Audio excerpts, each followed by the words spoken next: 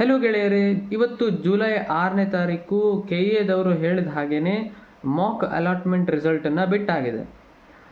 ಈಗ ತುಂಬ ಜನ ಸ್ಟೂಡೆಂಟ್ಸ್ ಕೇಳ್ತಾರೋ ಒಂದೇ ಪ್ರಶ್ನೆ ಏನಪ್ಪ ಅಂದರೆ, ಹಾಗಾದರೆ ಮುಂದೆ ಏನು ಮಾಡಬೇಕು?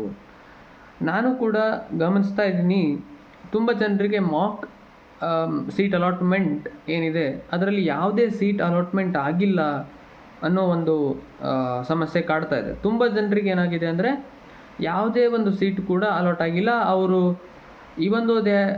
ಅವರು ಏನಪ್ಪ ಅಂದರೆ ಆಪ್ಷನ್ ಎಂಟ್ರಿ ಮಾಡಿದ್ದಾರೆ, ಹಿಂದಿನ ವರ್ಷಗಳ ಒಂದು ಡೇಟಾವನ್ನು ಅನಲೈಸ್ ಮಾಡಿ ನಮಗೆ ಈ ಒಂದು ಕಾಲೇಜ್ ಸಿಗ್ಬೋದು ಅನ್ನೋ ಒಂದು ಪ್ರೆಡಿಕ್ಷನ್ ಮಾಡಿರ್ತಾರೆ. ಬಟ್ ಸ್ಟಿಲ್ ಅವರಿಗೆ ಇನ್ನೂ ತುಂಬ ವರ್ಸ್ಟ್ ಆಗಿರುವಂಥ ಕಾಲೇಜ್, ಅಥವಾ ಏನು ಹೇಳ್ಬೋದು, ಅವರ ರ್ಯಾಂಕ್ಗೆ ಸಿಗಬೇಕಾಗಿರುವಂಥ ಕಾಲೇಜ್ಗಿಂತ ತುಂಬ ಕಡಿಮೆ ಕಟ್ ಆಫ್ ಇರುವಂಥ ಕಾಲೇಜ್ಗಳು ಸಿಕ್ಕಿದ್ದಾವೆ. ಅಥವಾ ಕೆಲವೊಬ್ಬರಿಗೆ ಕಾಲೇಜ್ಗಳೇ ಸಿಕ್ಕಿಲ್ಲ, ಇನ್ನು ಕೆಲವೊಬ್ಬರಿಗೆ ಸೀಟ್ ಅಲಾಟ್ ಆಗಿದೆ.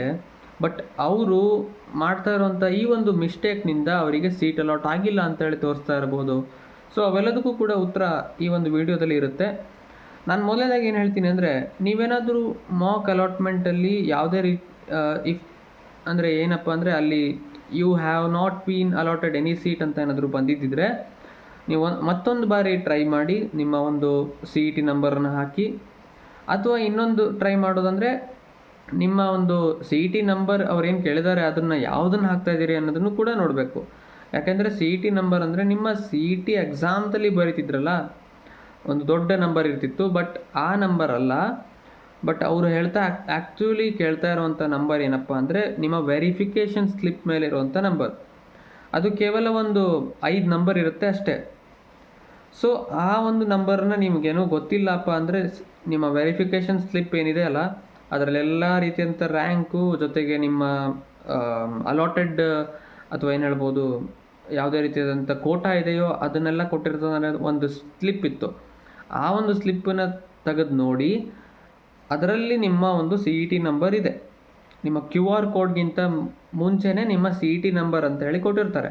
ಆ ನಂಬರ್ನ ಹೊಡೆದಾಗ ನಿಮಗೆ ಪಕ್ಕ ಏನಪ್ಪ ಅಂದರೆ ಸೀಟ್ ಅಲಾಟ್ಮೆಂಟ್ ಆಗಿರೋದನ್ನು ತೋರಿಸುತ್ತೆ. ಸೊ ಇಷ್ಟರ ಮೇಲೂ ನಿಮಗೆ ತೋರಿಸ್ತಾ ಇಲ್ಲ ಅಂದರೆ ನೀವು ತಲೆ ಕೆಡಿಸ್ಕೊಳ್ಳೋ ಅವಶ್ಯಕತೆ ಇಲ್ಲ. ಏಕೆ ಅಂದರೆ ಈಗ ಮತ್ತೆ ನಿಮಗೆ 3 ದಿವಸ ಟೈಮ್ ಇದೆ. ನೀವು ಲಾಗಿನ್ ಆಗಿ ಮತ್ತೆ QR ಕೋಡನ್ನು ತೋರಿಸಿ ಲಾಗಿನ್ ಆದಮೇಲೆ ನಿಮ್ಮ ಸೀಟ್ ಅಲಾಟ್ಮೆಂಟಿಗೋಸ್ಕರ ನೀವು ಮತ್ತೆ ಆಪ್ಷನ್ ಎಂಟ್ರಿ ಮಾಡಿ. ಎಲ್ಲವನ್ನೂ ಕೂಡ ಇನ್ನೊಂದು ಬಾರಿ 2 ಬಾರಿ ಚೆಕ್ ಮಾಡಿ. ನಿಮ್ಮ ಹತ್ರ ಇನ್ನೂ 3 ದಿವಸ ಟೈಮ್ ಇದೆ. ಆರಾಮಾಗಿ ಟೈಮ್ ತೊಗೊಂಡು ನೀವು ಫೈನಲ್ ಆದಂಥ ಒಂದು ಆಪ್ಷನ್ ಎಂಟ್ರಿ ಮಾಡಿ ಸೇಫ್ಲಿ ಏನಪ್ಪ ಅಂದರೆ ಲಾಗೌಟ್ ಆಗಿ. ಆವಾಗ ಏನಪ್ಪ ಅಂದರೆ ನಿಮಗೆ ಸೀಟ್ ಅಲಾಟ್ಮೆಂಟ್ ಆಗದಂಗೆ ಅಂತೂ ಇರಲ್ಲ, ಪಕ್ಕ ನಿಮಗೆ ಫಸ್ಟ್ ರೌಂಡ್ ಸೀಟ್ ಅಲಾಟ್ಮೆಂಟ್ ಆಗುತ್ತೆ. ಆದರೆ ಒಂದು ನೆನ್ಪಿಟ್ಕೊಳ್ಳಿ, ನಿಮ್ಮ ಒಂದು ಪ್ರಯಾರಿಟಿ ಆರ್ಡರ್ ತುಂಬ ಕೇರ್ಫುಲ್ಲಾಗಿ ಮಾಡಬೇಕಾಗತ್ತೆ. ಯಾವ ಕಾಲೇಜ್ ನಿಮಗೆ ತುಂಬಾ ಇಷ್ಟ ಇದೆಯೋ ಅಥವಾ ತುಂಬ ಹೈ ಲೆವೆಲಲ್ಲಿದೆ ಅಂದ್ಕೊಳ್ಳಿ, ನಿಮ್ಮ ರ್ಯಾಂಕ್ಗೆ ಅದು ಫಸ್ಟ್ ರೌಂಡಲ್ಲಿ ಸಿಗದೇನೂ ಇರ್ಬೋದು. ಬಟ್ ಅದನ್ನು ನೀವು ಫಸ್ಟ್ ಪ್ರಿಯಾರಿಟಿ ಇಟ್ಕೊಳ್ಳೇಬೇಕು.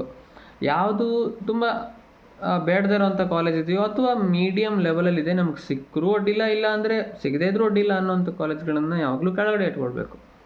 ನಿಮ್ಮ ರ್ಯಾಂಕಿಗೆ ಸಿಗ್ಬೋದಾದಂಥ ಒಂದು ಕಾಲೇಜ್ಗಳನ್ನು ಅಟ್ಲೀಸ್ಟ್ ಒಂದು ಮಿಡ್ ರೇಂಜಲ್ಲಿ ಇಟ್ಕೊಳ್ಬೇಕಾಗತ್ತೆ. ಹಿಂಗಾದಾಗ ಏನಾಗುತ್ತೆ ಅಂದರೆ, ನಿಮ್ಗೆ ಯಾವುದೋ ಒಂದು ಮಿಡ್ ರೇಂಜಲ್ಲಿ ಕಾಲೇಜ್ ಸಿಕ್ತು ಅಂದ್ಕೊಳ್ಳಿ, ನೀವು ಅಪ್ಗ್ರೇಡಿಗೋಸ್ಕರ ಇನ್ನೂ ತುಂಬ ಕಾಲೇಜ್ಗಳು ಇರುತ್ತೆ, ಸಿಗದೇ ಇದ್ದರೂ ಅಡ್ಡಿಲ್ಲ ಅನ್ನೋ ಕಾಲೇಜ್ಗಳು ಹೋಗಿಬಿಡುತ್ತೆ. ಸೊ ಇದು ತುಂಬ ತಲೆಯಲ್ಲಿ ಇಟ್ಕೊಳ್ಬೇಕಾಗಿರೋಂಥ ವಿಷಯ. ಸೊ ಮಾಕ್ ಅಲಾಟ್ಮೆಂಟ್ ಯಾರ್ಯಾರಿಗೆ ಬಂದಿದೆಯೋ ಅವರಿಗೆಲ್ಲ ಕಂಗ್ರ್ಯಾಚುಲೇಷನ್ಸ್. ನೀವು ಅಂದ್ಕೊಂಡಿರುವಂಥ ಕಾಲೇಜ್ಗಳೇ ನಿಮ್ಗೆ ಬಂದಿದೆ ಅಂತ ಅಂದ್ಕೊಳ್ತೀನಿ. ನಾನು ಕೂಡ ನನ್ನ ಒಂದು ಆಪ್ಷನ್ ಎಂಟ್ರಿನ ಮಾಡಿದ್ದೆ. ಸೊ ನನಗೂ ಕೂಡ ಮಾಕ್ ಅಲಾಟ್ಮೆಂಟ್ ಆಗಿದೆ. ಮತ್ತು ನನ್ನ ಪ್ರೆಡಿಕ್ಷನ್ ಪ್ರಕಾರ ಯಾವ ಕಾಲೇಜ್ ನನಗೆ ಸಿಗಬೇಕಾಗಿತ್ತೋ ಅದೇ ಸಿಕ್ಕಿದೆ. ಸೊ ನನ್ನ ಪ್ರಕಾರ ಇದರಲ್ಲಿ ಯಾವುದೇ ರೀತಿಯಾದಂಥ ತಾಂತ್ರಿಕ ದೋಷ ಅಂತೂ ಇಲ್ಲ. ನಾವೇ ಏನಾದರೂ ಮಿಸ್ಟೇಕ್ ಮಾಡ್ಕೊಂಡಿರಬೇಕು, ಅಥವಾ ಅಟ್ ದ ಟೈಮ್ ಏನಾದರೂ ಮಿಸ್ಟೇಕ್ ಆಗಿರ್ಬೋದು. ಬಟ್ ನೀವು ಇನ್ನೊಂದು ಬಾರಿ ಟ್ರೈ ಮಾಡಿದ್ರೆ ಪಕ್ಕ ಇದರಲ್ಲಿ ಸಮಸ್ಯೆ ಏನೂ ಇರೋದಿಲ್ಲ ಅಂತ ನಾನು ಭಾವಿಸ್ತೀನಿ. ಸೊ ನಿಮ್ಮ ಕ್ವಶನ್ ಏನಾದರೂ ಈ ಮಾಕ್ ಅಲಾಟ್ಮೆಂಟ್ ಬಗ್ಗೆ ಅಥವಾ ಮುಂದಿನ ಒಂದು ಆಪ್ಷನ್ ಎಂಟ್ರಿ ಬಗ್ಗೆ ಇದ್ದರೆ ದಯವಿಟ್ಟು ಈ ಒಂದು ವಿಡಿಯೋದ ಕಮೆಂಟ್ನಲ್ಲಿ ತಿಳಿಸಿ. ಮತ್ತು ನಮ್ಮ ಒಂದು ಚಾನಲನ್ನು ಸಪೋರ್ಟ್ ಮಾಡೋದ್ರಿಂದ ವಿದ್ಯಾರ್ಥಿ ಲೋಕಕ್ಕೆ ತುಂಬ ಉಪಯೋಗ ಆಗುತ್ತೆ ಅನ್ನೋದನ್ನು ನಾನು ಮತ್ತೆ ಹೇಳ್ತಾ ಇರ್ತೀನಿ. ಸೊ ಧನ್ಯವಾದಗಳು.